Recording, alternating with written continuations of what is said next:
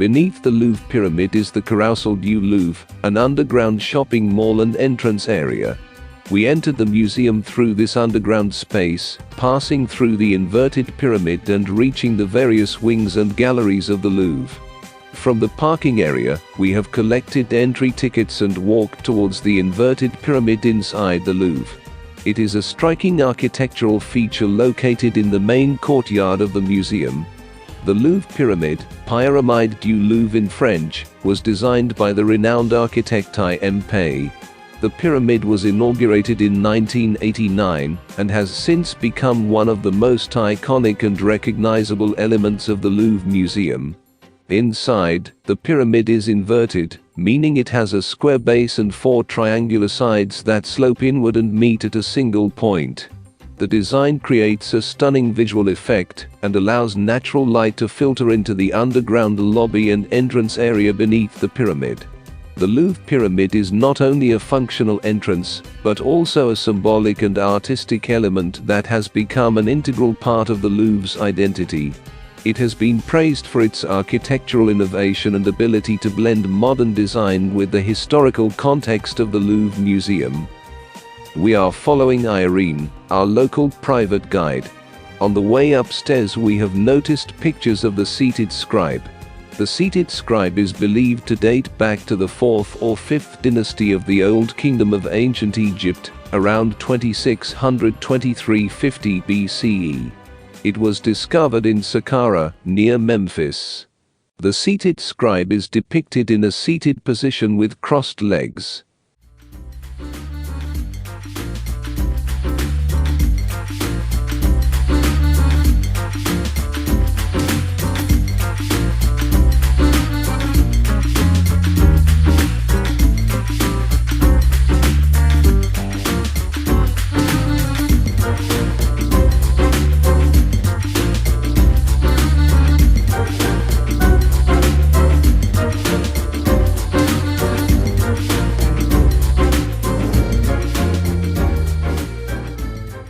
In one version of the story, it is said that Zaleucus's own son was accused of committing adultery.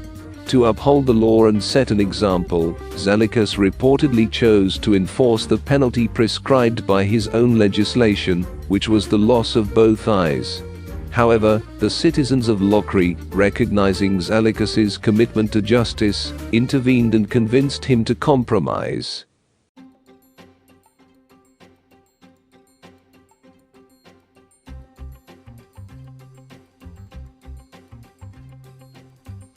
The Louvre, now one of the world's largest and most visited museums, has a rich history that dates back to medieval times.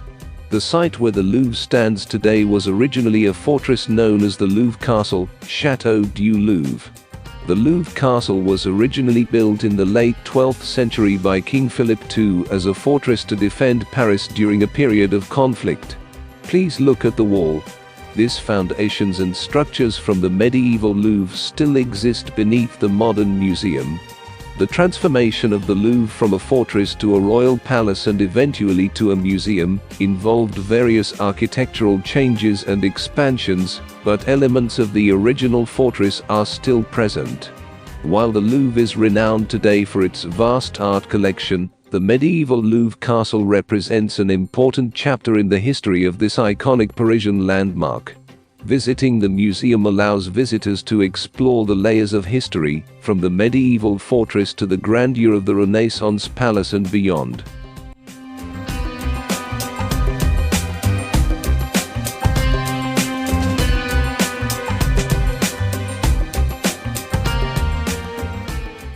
The head of Dionysos typically refers to a sculpted or artistic representation of the head of Dionysos.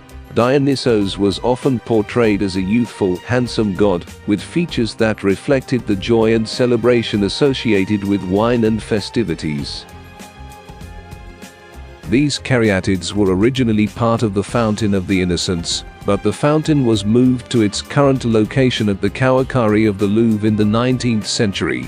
Today, you can see the caryatids by Jean Goujon in the Cour Carrée courtyard of the Louvre Museum in Paris, where they continue to showcase the sculptor's skill and the elegance of Renaissance art.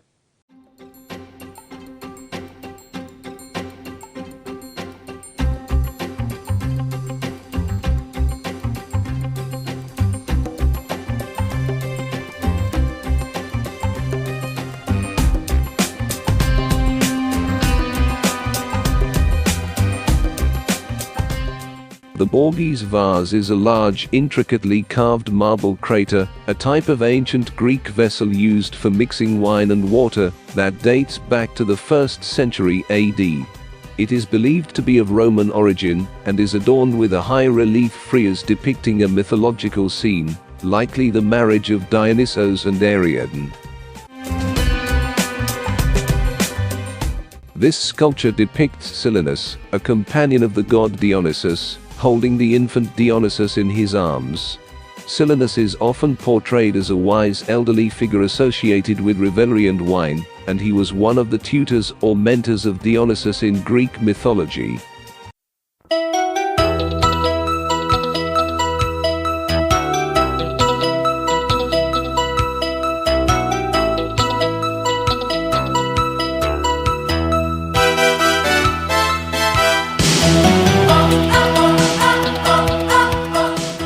Dancing satyr, found in Rome in 1630, it was heavily restored.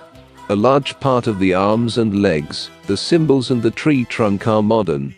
It seems that the satyr originally was beating time, snapping fingers in rhythm and using a kind of Greek castanets with his foot.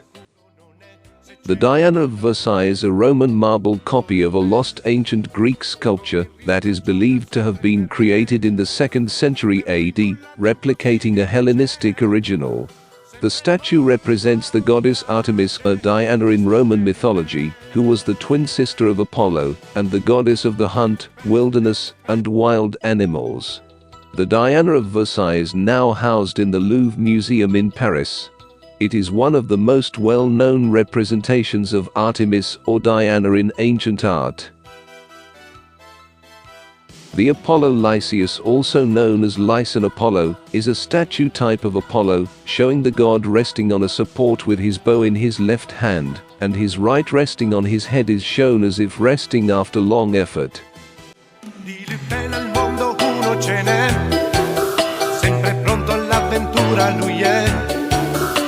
Tesoro al sicuro non è se ce li attorno Lupin. Oh Lupin, con il rischio gioca sempre perché.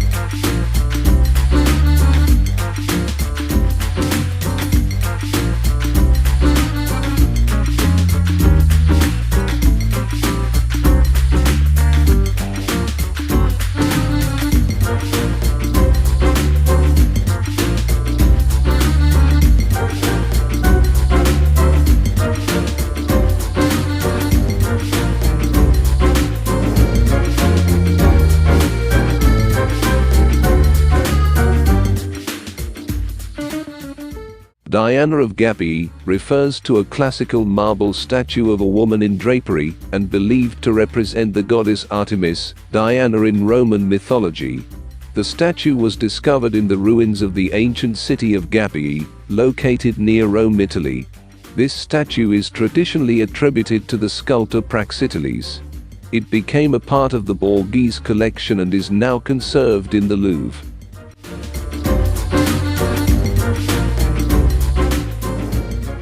Statue of Artemis of the Seville Palatine type. Roman artwork, 1st to 2nd centuries CE, copy of the neo-Manierist style of the late 5th century BC, Pentelic marble. Artemis is identified by her clothes. Himation or coat thrown over the left shoulder and girded around the waist, chiton or tunic rolled up for running. The depiction of Eros, the god of love known as Cupid in Roman mythology, has been a popular subject in ancient art. Many Roman marble copies exist of Greek originals that portrayed Eros or Cupid in various forms. Artists often drew inspiration from classical Greek sculptures and adapted them to Roman tastes and contexts. The original Aphrodite of Cnidus was crafted by Praxiteles, a prominent ancient Greek sculptor, around 360 BCE. The Borghese Venus is a Roman copy of this original work, and is believed to have been created in the 2nd century CE. The sculpture features Venus in a relaxed, slightly twisting pose, with her left hand modestly covering her lower abdomen, while her right hand reaches down to her groin. This pose is known as the Praxitelian pose, and is characteristic of Praxiteles' style. The presence of Cupid, Eros in Greek mythology, and a dolphin alongside Venus in the Borghese Venus sculpture, is a common theme in classical representations of the goddess. Cupid is often depicted as Venus's son and is associated with love and desire. The dolphin is a symbol of Venus, signifying her birth from the sea. In mythology, Venus is said to have been born from the sea foam and carried to shore on a shell, often depicted in art as the famous scene of the birth of Venus.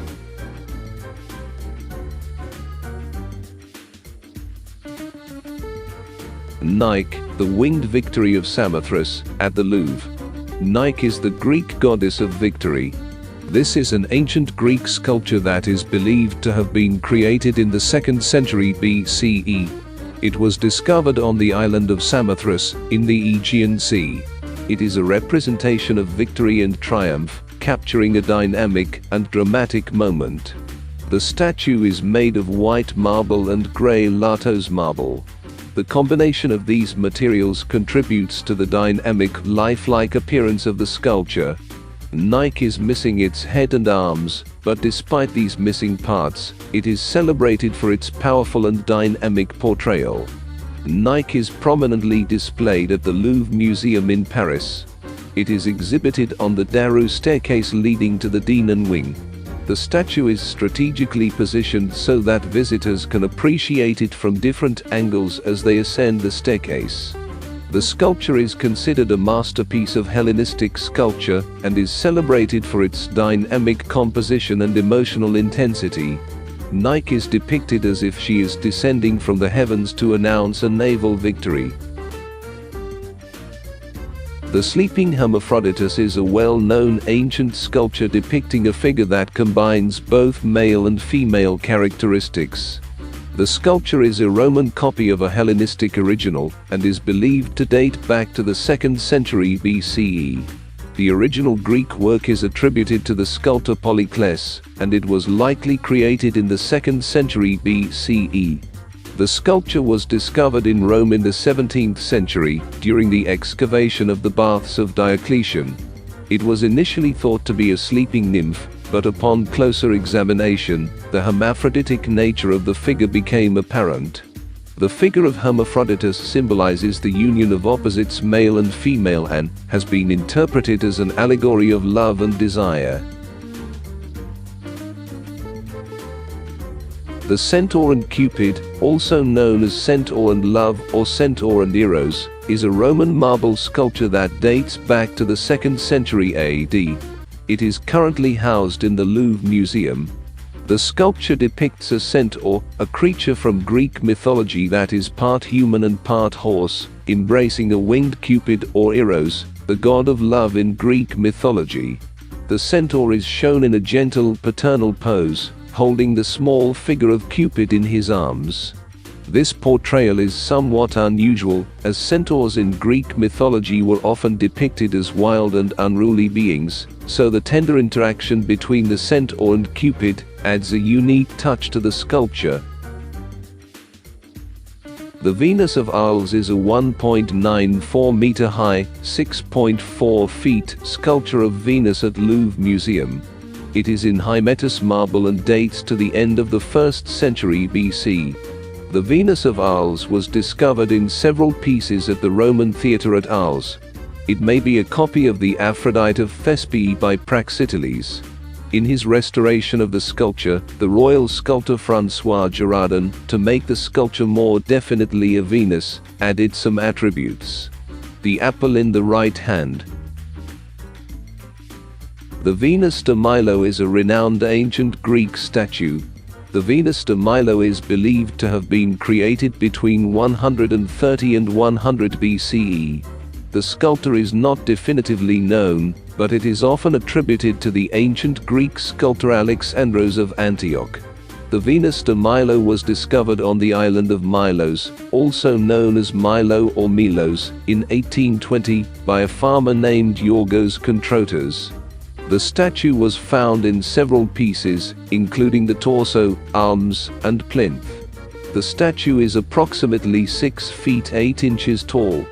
Notably, the arms of the statue are missing, and it is commonly believed that the Venus de Milo originally held an apple in her left hand and a robe or a garment in her right hand.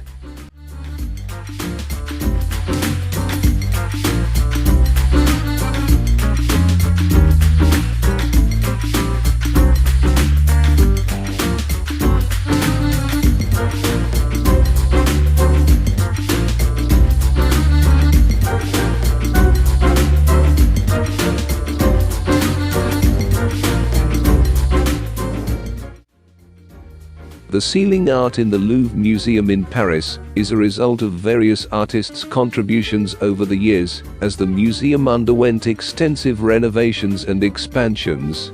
The ceiling of the Apollo Gallery was decorated by the French artist Charles Lebrun in the 17th century. He served as the chief artist to King Louis XIV of France, and played a significant role in the development of French Baroque art. The ceiling of the Apollo Gallery features elaborate frescoes depicting scenes related to the sun god Apollo, hence the gallery's name. In addition to Lebrun's work, other artists have also contributed to the decoration of various ceilings and interiors within the Louvre Museum throughout its history. The museum has undergone several renovations and expansions, with different artists and architects leaving their mark on its design and decoration over the centuries. This is a stunning space in the Louvre that features a magnificent painted ceiling. The gallery is adorned with gilded moldings, sculptures, and paintings that contribute to its grandeur. It should be kept in mind that the Louvre is not only a repository of art, but also a historic palace with architectural and decorative features that add to the overall ambience of the museum. The combination of classical and modern elements creates a unique and immersive environment for visitors.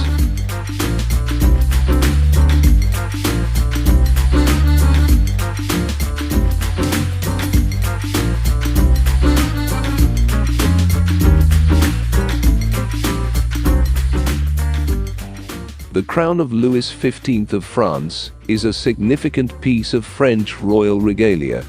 Louis XV, who reigned from 1715 to 1774, commissioned the crown to replace the aging crown of Louis XIV. It was created in 1722 by the crown jeweler Claude Rond.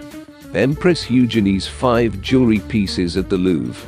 Stomacher in the form of a bow, it was originally the centerpiece of a belt. Shoulder brooch made by Francois Kramer. Diadem in pearls and diamonds made by Alexandre Gabriel Lemonnier.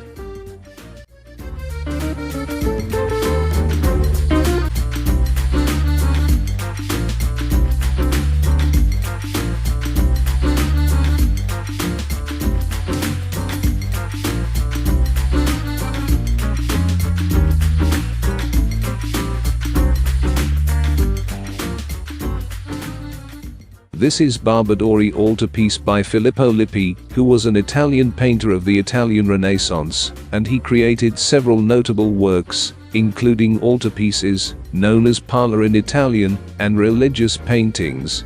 Filippino Lippi, Madonna della Melagrana. This is a masterpiece. The delicate swirls of transparent fabric that move around Mary's face and shoulders are a new decorative element that Lippi brings to early Renaissance painting.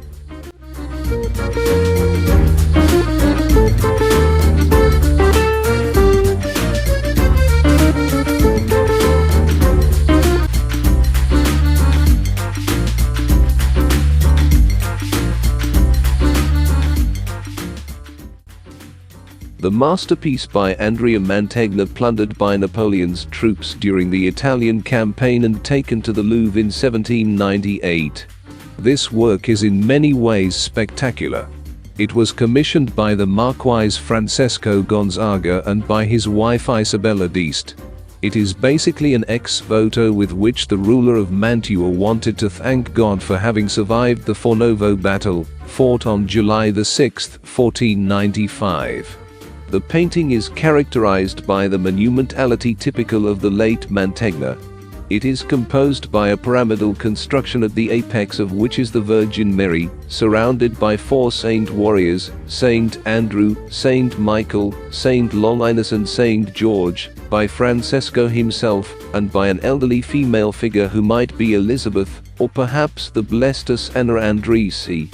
The Virgin Mary, baby Jesus and Saint John are on a precious pedestal on which a scene depicting the temptation of Adam and Eve is visible.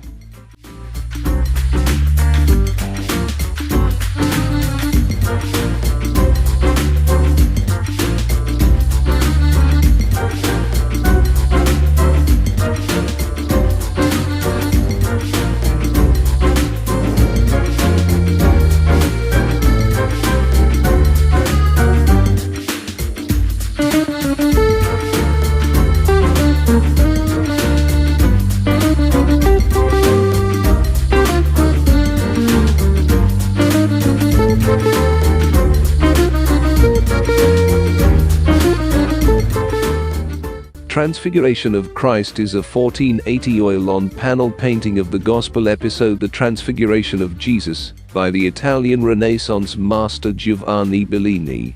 The picture shows a more relaxed style than his earlier Transfiguration. The work is signed Ioannis Bellinus on a small chart hanging from the fence in the foreground. The leaves of the tree on the right, as well as the faces of James and Peter, are from a later restoration.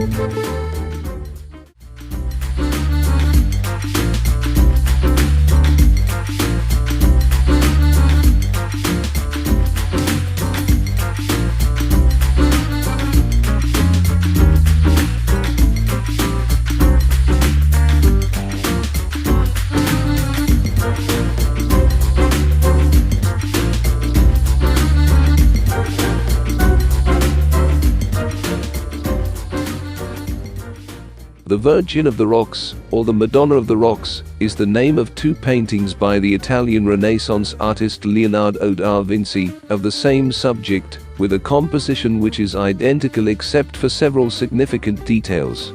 The works are often known as the Louvre Virgin of the Rocks, and London Virgin of the Rocks. This painting is regarded as a perfect example of Leonardo's sfumato technique. This version, generally considered the prime version, the earlier of the 2, is unrestored and hangs in the Louvre. The other, which was restored between 2008 and 2010, hangs in the National Gallery, London. Both paintings show the Mary and child Jesus with the infant John the Baptist, and an angel Uriel, in a rocky setting which gives the paintings their usual name. The significant compositional differences are in the gaze and right hand of the angel. There are many minor ways in which the works differ, including the colors, the lighting, the flora, and the way in which sfumato has been used. La Belle Fourronière was known as Portrait of an Unknown Woman, usually attributed to Leonardo da Vinci, as early as the 17th century, and it was believed that the sitter was the wife or daughter of an ironmonger or a ferronnier. Thus one possible story to explain the title of the portrait.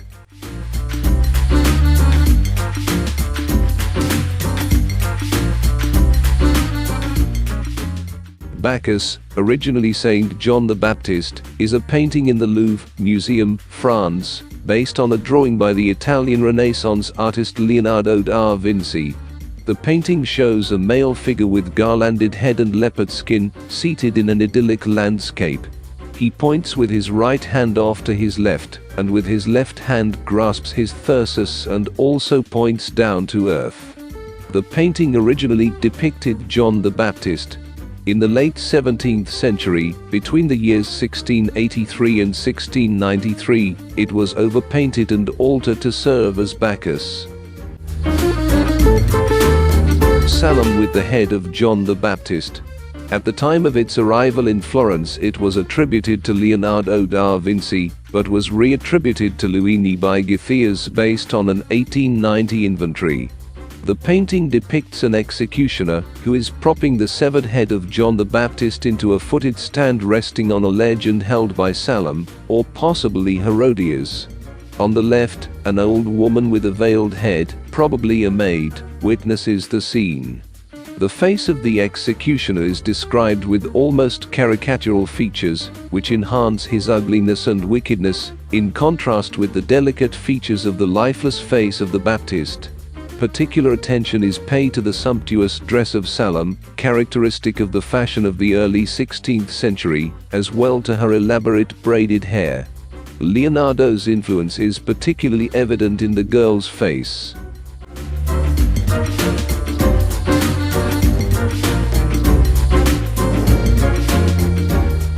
The Virgin and Child with Saint Anne is an unfinished oil painting by High Renaissance artist Leonardo da Vinci, dated to 1501-1519. It depicts Saint Anne, her daughter the Virgin Mary, and the infant Jesus Christ is shown grappling with a sacrificial lamb, symbolizing his passion, as the Virgin tries to restrain him.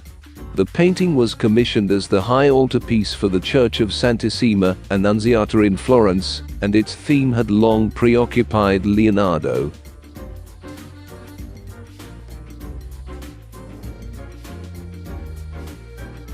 Allegory of Isabella d'Este's Coronation by Lorenzo Costa. The most accepted interpretation of the painting is an exaltation of Isabella d'Este, her rule and her role as patron of the arts, which generates harmony. She would be the figure in the center, crowned with laurel by Anteros, who is held by his mother, Venus. The scene would be in the Garden of Harmony, where it is possible to freely practice music, arts and poetry, which are referred to by the characters surrounding the coronation. In the foreground, behind the garden's boundaries, are Diana, symbol of chastity, and Cadmus, on the left, protectors of the arts such as Mercury, identified by the scene of battle behind him on the painting's left. The two female characters sitting on the ground are identifiable with the virtues who watch over Isabella's world. The one crowning the ox would be perseverance, the one crowning the lamb would be purity or innocence. The Reign of Comus is another Renaissance painting painted by Lorenzo Costa. The iconography of this painting is complex. To the left of the foreground tree, a sitting Comus, the ruler of a land of bacchanals, with his head tilted looks at Venus. To his right, Apollo seems to serenade another sitting woman. In the center, Dionysus strokes the hair of a drunken maiden, identified as Nicaea. She had spurned his advances, and he overpowered her with wine in order to rape her. Meanwhile, to the right of an elaborate arch, Janus befriends and Hermes shoo away fully clothed figures from the enjoyments of Comus. The elaborate painting may have a moral justifying some of the virtues of reveling, or perhaps it is a melancholic work which exalts as virtuous only Nicaea, the one character oblivious to the orgies around her.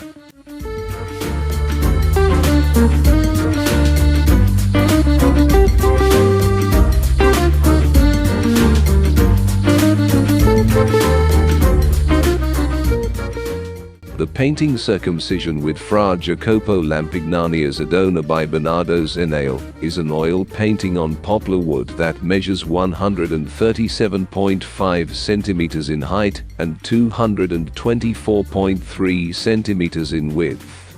As for the background of the painting, it depicts the circumcision of Jesus and features Fra Jacopo Lampignania's Adona.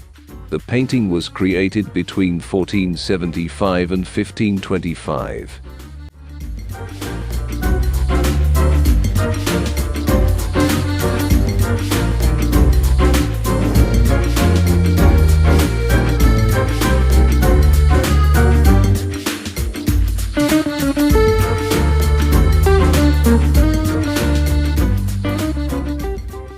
Wedding at Cana by Paolo Veronese depicts the biblical story of the marriage at Cana, at which Jesus converts water to wine. The size of this canvas makes the wedding feast at Cana the largest picture in Louvre, measuring about 6 meters by 10 meters. This oil painting is massive. In the biblical account, Jesus and his disciples were invited to a wedding in the town of Cana. During the celebration, the hosts ran out of wine, a significant social embarrassment. At the request of his mother, Mary, Jesus performed his first public miracle by turning water into wine. The steward of the feast tasted it and remarked that it was of exceptional quality. Jesus and Mary are positioned at the center of the composition, reflecting their central roles in the biblical story. Jesus is depicted with a serene demeanor, while Mary, his mother, is shown on the right side of Jesus. The bride and groom are traditionally believed to be the couple in the foreground, seated on a raised platform on the left. They are adorned in rich garments, and the groom is often identified by his red turban. The painting is filled with a diverse array of guests and servants engaged in various activities. Some are involved in serving food and wine, while others are shown interacting with each other. The diversity of clothing, poses, and expressions adds vibrancy to the scene. In the upper left corner, a group of musicians is depicted, playing instruments such as the lute and the viola da gamba. This adds a festive and lively atmosphere to the composition. The setting includes grand architectural elements such as columns and arches, creating a sense of opulence and grandeur. The architecture is reminiscent of Venetian Renaissance aesthetics. There are animals, such as dogs, in the foreground, contributing to the sense of realism and adding to the overall composition.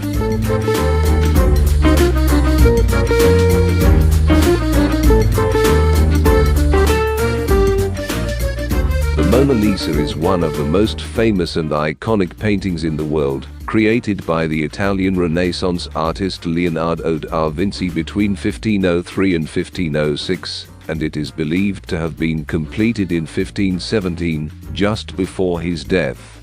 The subject of the painting is Lisa Gherardini, the wife of Florentine merchant Francesco del Giocondo. The painting is relatively small, measuring approximately 30 inches by 20 inches. It has been displayed in Louvre since the French Revolution, except for a brief period when it was stolen in 1911. It was recovered in 1914. One of the most intriguing aspects of the painting is the subject's enigmatic smile, which seems to change depending on the viewer's perspective. The smile has been the subject of much speculation and interpretation. The background of the painting features a distant landscape with rivers and mountains, which adds depth to the composition. The Mona Lisa gained widespread recognition and popularity in the 19th century, and has since become one of the most celebrated and reproduced works of art in the world. Due to its immense popularity, the Mona Lisa is well protected. It is displayed behind bulletproof glass, and there are security measures in place to prevent theft or damage. The Mona Lisa continues to captivate art lovers and is considered a masterpiece of Renaissance art. It remains an essential part of Western art history and culture.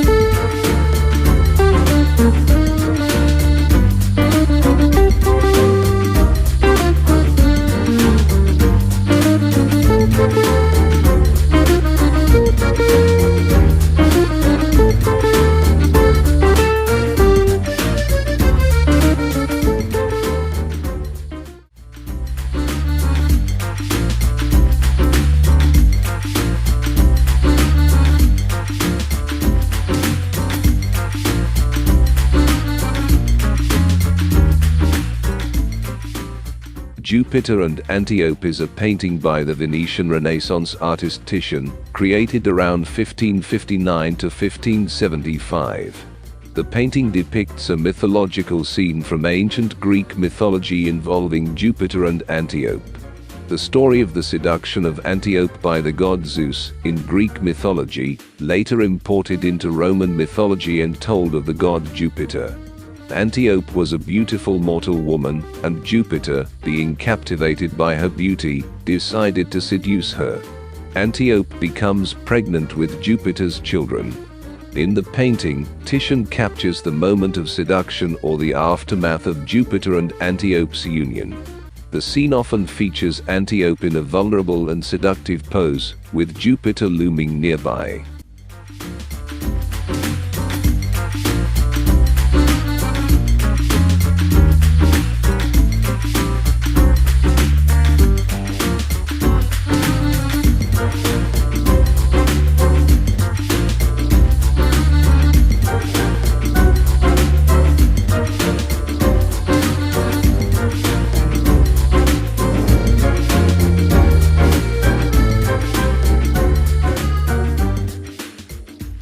In this painting, Bonifacio da Pittati portrays the Holy Family Jesus, Mary, and Joseph surrounded by several saints. The inclusion of Saints Francis, Anthony, Mary Magdalene, John the Baptist, and Elizabeth adds a rich religious context to the composition. These saints were highly venerated figures in Christian tradition. L'Enlèvement de Psyche, or The Abduction of Psyche, is a painting by Pierre-Paul Prud'hon, a French neoclassical painter. This artwork, completed in 1808, depicts a scene from classical mythology, and is inspired by the story of Cupid or Eros in Greek mythology and Psyche. In the painting, following characters are noticeable. Psyche, the central figure in the painting. Psyche is a mortal princess who becomes the wife of Cupid. Her story is one of love, betrayal, and redemption. Cupid, or Eros, the winged god of love and desire. In the myth, Cupid falls in love with Psyche and orchestrates her abduction to his palace. Zephyr, the gentle west wind. In the myth, Zephyr carries Psyche to Cupid's palace.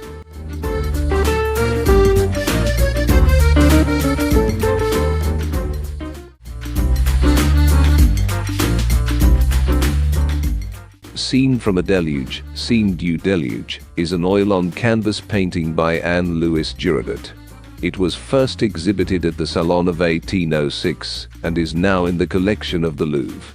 The large-format canvas, about 5 by 4 meters, represents 5 members of the same family. They struggle to escape the raging elements of nature. The man perched on a rock hangs from a tree that is beginning to break. He tries to pull up his wife and 2 children, all while supporting on his back an old man who carries a purse in his hand.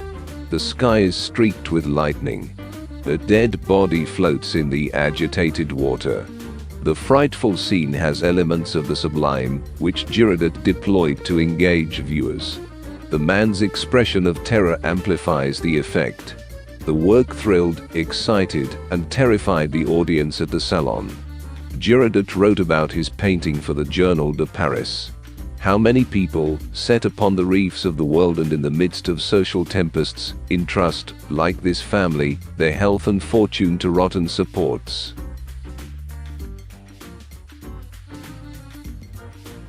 The Burial of Atala, or the Funeral of Atala. In French, Atala au tombeau, is an 1808 oil-on-canvas painting by the French painter Anne-Louise Girodet de Roussy-Trioson. Inspired by a tragic love story. First publicly displayed in the Salon of 1808, the painting was well received. It was then acquired by the King Louis XVIII in 1818. Today, it is held in the Louvre. Atala tells the story of a Christian girl, Atala, who fell in love with a Natchez Indian. However, this threatens her obligation to her vow of chastity. Atala ultimately chooses to poison herself as a resolution to the struggle between love and the duties of her faith. Pygmalion and Galatea is an oil-on-canvas painting by the French painter Anne-Louise Girodet. It represents the myth of Pygmalion and Galatea as told by Ovid in the Metamorphoses. The figures Pygmalion and Galatea are shown with Cupid, the god of desire. Girodet began the work in 1813, but it took him 8 years to complete. It is Girodet's last work. The work is set in Pygmalion's house. The painting depicts the moment where Galatea first comes to life, turning from inanimate matter into flesh. The light and smoke from the incense burning near the feet of the two figures create an atmosphere of mystery that accentuates the magic of Galatea's creation. Girodet described Galatea as a very blonde woman completely in the light. Galatea is fully nude. Her face and pink cheeks resemble those of a newborn baby, reinforcing the idea that the scene represents the moment of her birth. Girodet devoted significant attention to the depiction of flesh in his paintings. Pygmalion is shown in a red robe. On top of his head sits a crown of dog roses tied with a white ribbon.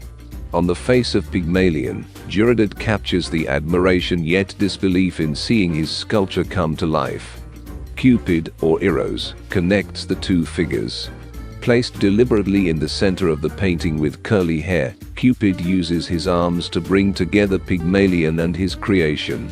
Cupid has a mischievous expression, in keeping with his traditional representation. Leonidas at Thermopylae is an oil-on-canvas painting by Jacques-Louis David. David completed the massive work 15 years after he began. Leonidas at Thermopylae was purchased in November 1819 by Louis XVIII, the King of France.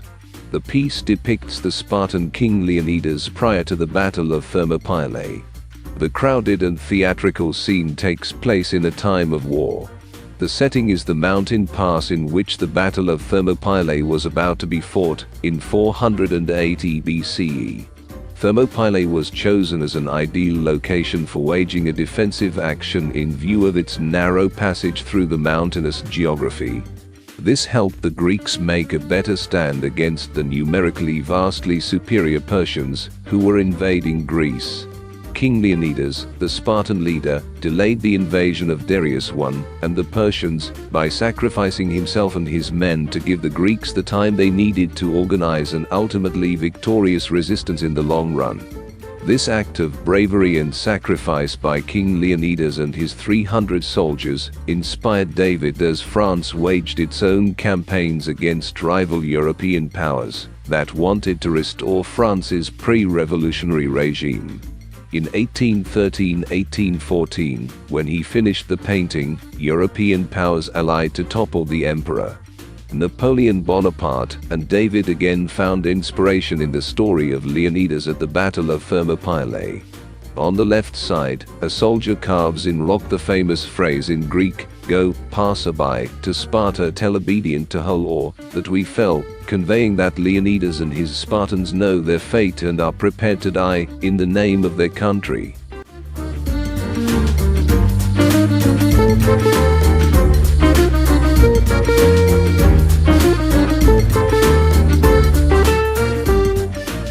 Psyche Abandoned is a neoclassical painting by French artist François-Edouard Picot. The painting depicts the mythological story of Cupid and Psyche, where Psyche is abandoned by Cupid after she disobeys his orders. The painting was created in 1817 and is currently housed in the Louvre Museum in Paris. Picot was a French painter during the July monarchy, painting mythological, religious, and historical subjects. He won the Prix de Rome painting scholarship in 1813 and gained success at the 1819 Salon with his neoclassical La Murette's Psyche. The Coronation of Napoleon is a monumental painting created by Jacques-Louis David, a prominent French neoclassical painter, and was known for his close association with Napoleon Bonaparte. The artwork depicts the coronation ceremony of Napoleon Bonaparte and his wife Josephine on 2 December 1804 at Notre Dame Cathedral in Paris. The painting was commissioned in 1804, the same year as the coronation, and it was completed in 1807. The painting is quite large, measuring approximately 6 meters by 10 meters. David was known for his commitment to historical accuracy, and he conducted extensive research to ensure that the details of the ceremony were faithfully represented in the painting. Napoleon Bonaparte. The central figure in the painting, he is shown standing with a red coronation robe and a crown on his head. He is crowning himself as a symbol of his independence from the church. Josephine de Beauharnais, Napoleon's first wife, is kneeling in front of him. She is wearing a white gown and a golden crown. The coronation of Josephine was a significant event during the ceremony. Pope Pius VII. The Pope is standing to the left of Napoleon, holding the crown that will be placed on Napoleon's head. Cardinal Caprara. An Italian cardinal, he is seen behind the Pope. Caprara played a role in negotiating the Concordat or Treaty of 1801 between Napoleon and the Catholic Church. Members of Napoleon's family are present in the painting, including his mother, Letizia Bonaparte, and his brothers and sisters. The painting also features prominent military figures known as marshals of the empire, such as Jean-Baptiste Bernadotte, Jean Lannes, Joachim Murat, and others. They are depicted wearing their military uniforms. The scene includes various officials, dignitaries, and important figures from the French government and society.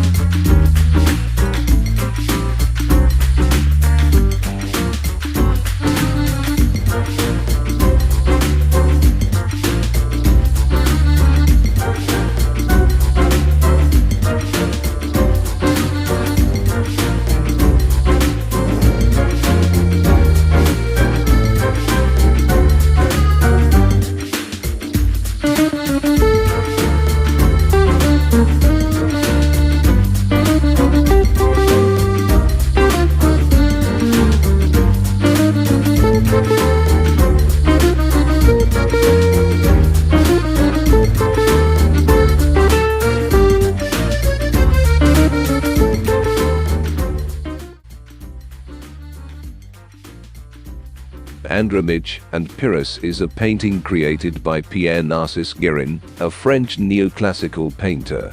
The artwork depicts a scene from Greek mythology and focuses on the characters Andromache and Pyrrhus. The painting was completed in 1810. The painting depicts a dramatic moment from Greek mythology featuring Andromache, the widow of the Trojan hero Hector, and Pyrrhus, the son of Achilles. Andromache is pleading with Pyrrhus to spare the life of her son, Astyanax, after the fall of Troy. The composition of the painting is carefully arranged, with Andromache in a kneeling position, emphasizing her submission and desperation. Pyrrhus stands over her, holding a sword, suggesting the gravity of the situation. Guérin captures the emotional intensity of the moment, portraying Andromache's sorrow and desperation, as she pleads for the life of her son.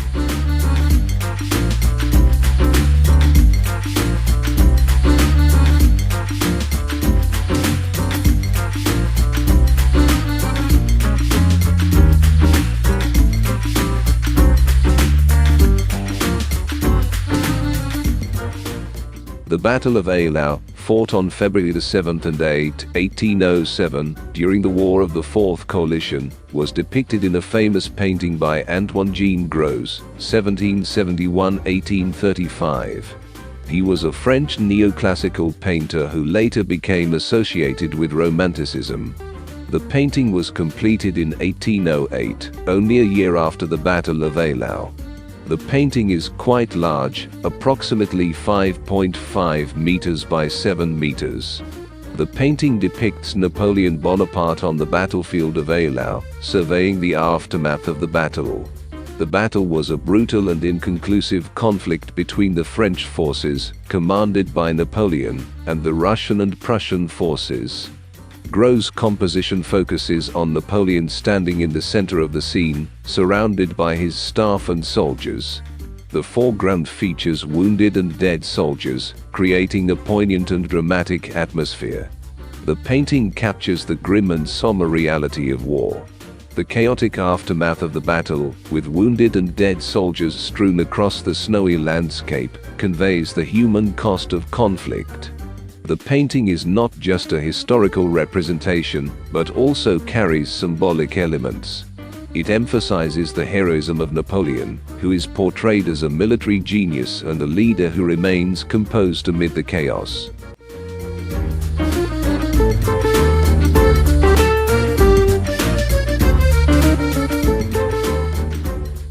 The painting Bonaparte Visits the Plague-Stricken in Jaffa was created by Antoine-Jean Gros, a French neoclassical and romantic painter.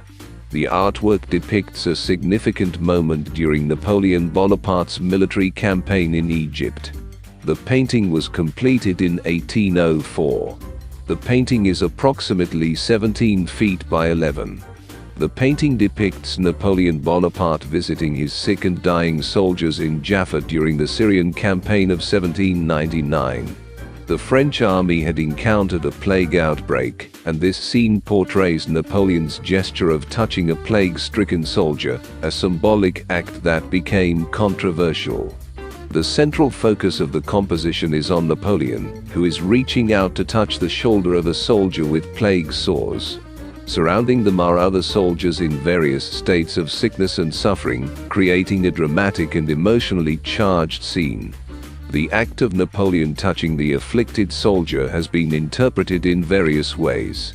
Some see it as a symbolic gesture of empathy and courage, while others view it as a propaganda tool to portray Napoleon as a heroic and compassionate leader.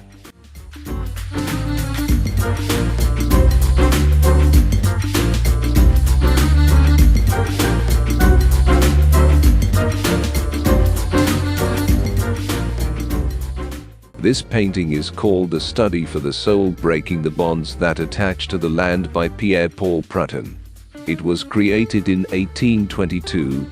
The painting depicts a ghostly figure breaking free from chains that bind it to the earth. The painting is a study for Prud'hon's late masterpiece, L'âme brisant les liens qui l'attachent et grave la terre, The Soul Breaking the Ties That Bind It to Earth, which is a magnificent late canvas.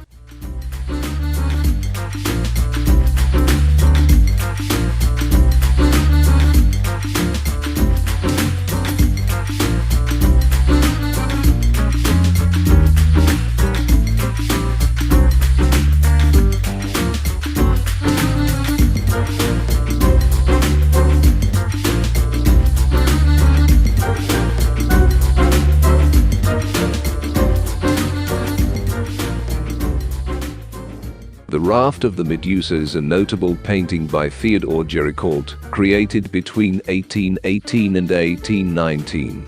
The painting depicts the aftermath of the wreck of the French naval frigate Medusa in 1816. The ship ran aground off the coast of Mauritania, and the survivors were left stranded on a makeshift raft. The captain of the Medusa was Viscount Hughes. Due to his lack of navigational skills and poor decision-making, the Medusa ran aground. In the chaotic evacuation that followed, the lifeboats were insufficient for all the passengers and crew.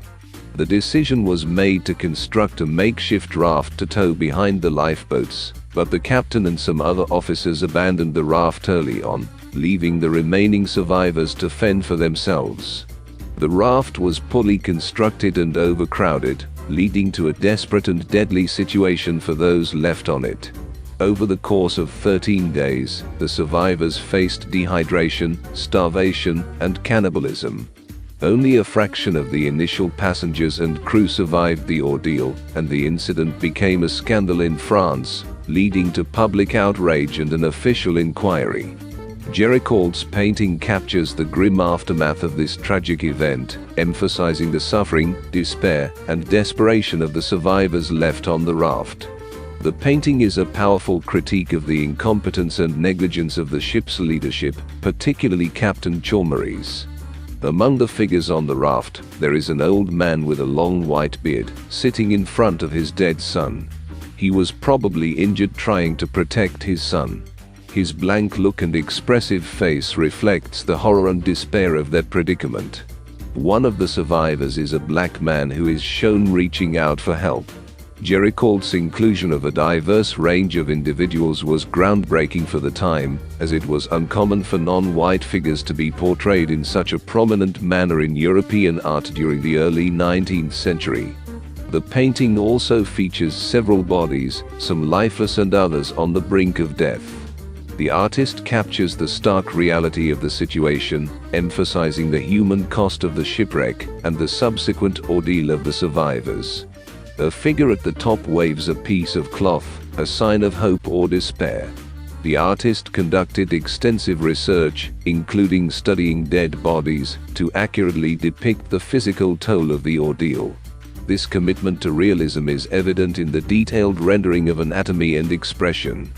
In summary, the raft of the Medusa is a masterful work of art that not only captures the specific historical event, but also serves as a timeless commentary on human suffering, resilience, and the consequences of political and social ineptitude.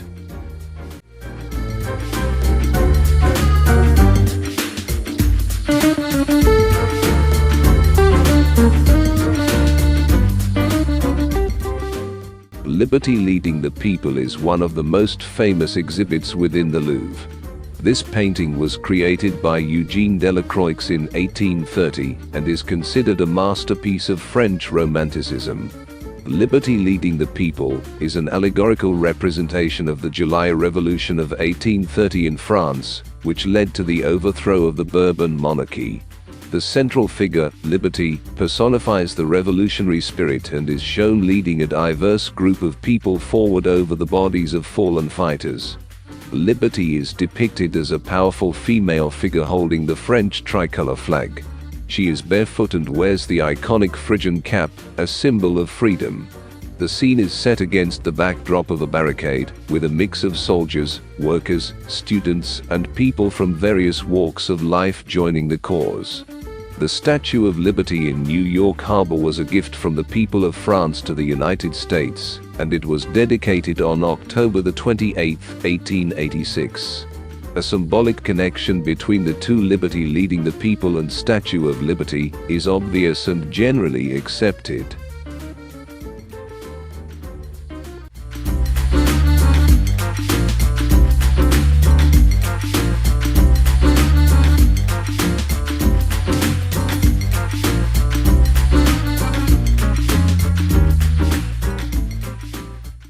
Susanna and the Elders is a painting by the French Romantic artist Théodore Géricault, created in 1839. Géricault was known for his skillful and sensual depictions, and this painting is no exception. The painting depicts the biblical story of Susanna and the Elders, a tale from the book of Daniel in the Bible. Susanna, a virtuous woman, is shown bathing in her garden when two elders, who are spying on her, attempt to blackmail her. They threaten to accuse her of adultery unless she agrees to their advances. Susanna refuses, and the story unfolds with her being falsely accused. The Orientalist elements in the painting include the lush foliage, the architectural details, and the richly patterned fabrics. Géricault's fascination with the exotic is evident in the way he incorporates these elements into the biblical narrative.